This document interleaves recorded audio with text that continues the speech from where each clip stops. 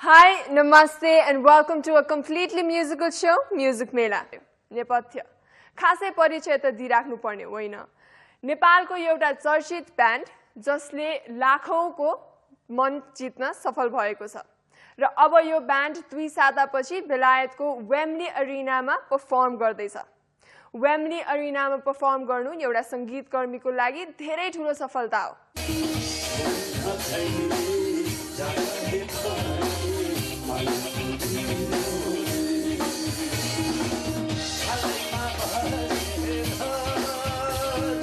झण्डै 2.5 दशकदेखि नेपाली संगीतमा जोडिएको नेपथ्य समूहले नेपाली टिपिकल म्युजिकलाई देश विदेशसम्म पुर्याउने क्रममा यतिखेर एउटा महत्त्वपूर्ण अवसर प्राप्त गरेको छ।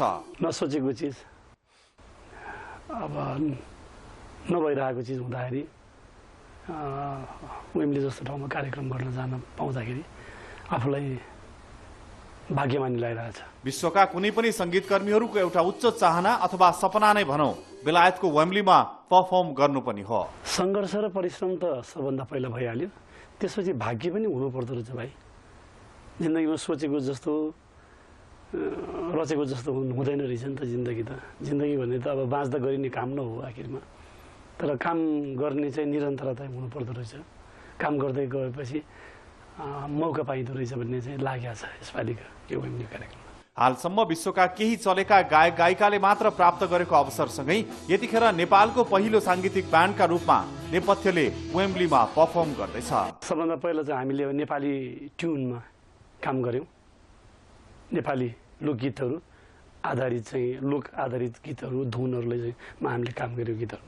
त्यसपछि त्यसलाई मूर्त रूप दिनका निम्ति चाहिँ ब्यान्ड सक्रिय रूपमा लागि पर्यो र अझै त्यसलाई चाहिँ अब बजारमा व्यवस्थापकीय तर्फबाट र ठिकसँग मञ्चमा प्रस्तुत गर्नुपर्छ भनेर चाहिँ नेपाललाई लाग्यो र नेपालको संयोजकत्वमा अरू चाहिँ फेरि प्रोडक्सन कम्पनीहरू र भनौँ न तपाईँको प्रोड्युसरहरू मिलेर बेलायतमा बसेका नेपालीहरू मिलेर यो कामलाई चाहिँ यो सपनालाई अब गरिरहेछ भनौँ, अब हुन गइरहेछ। 12,500 सिट क्षमताको वेम्बली एरिनाको कन्सर्ट हल बेलायतकै तेस्रो ठूलो इन्डोर हलका रूपमा मानिन्छ।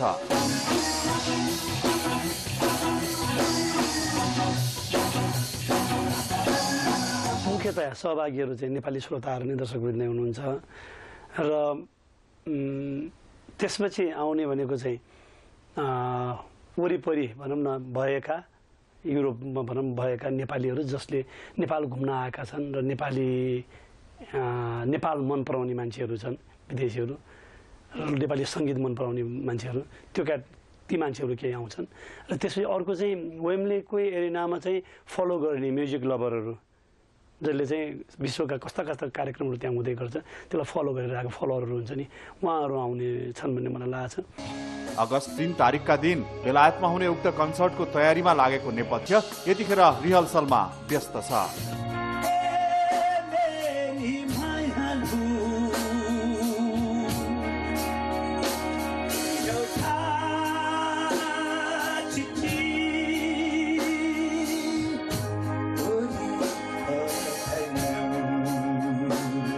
नेपथ्य आफ्ना 9 सदस्यहरूसँगै जुलाई 30 तारिकका दिन बेलायततर्फ प्रस्थान गर्नेछ भने नेपथ्यको कन्सर्टका लागि अनलाइन मार्फत झण्डै 29 पाउन्डको टिकटको बिक्री समेत सुरु गरिएको छ। करिब 2 घण्टासम्म चल्ने उक्त कन्सर्टमा नेपथ्यले 2 दर्जन चलेका गीतहरूद्वारा वेम्बलीलाई नेपाली संगीतको धुनमा गुन्जाउनेछ। तपाईहरुको माया र सद्भावले नेपथ्य आज यहाँसम्म आइपुगेको छ।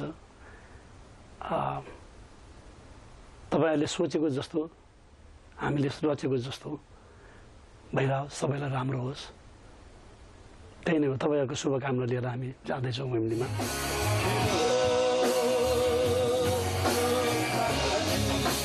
We wish Nepatya all the best. Hope their trip will be a great success.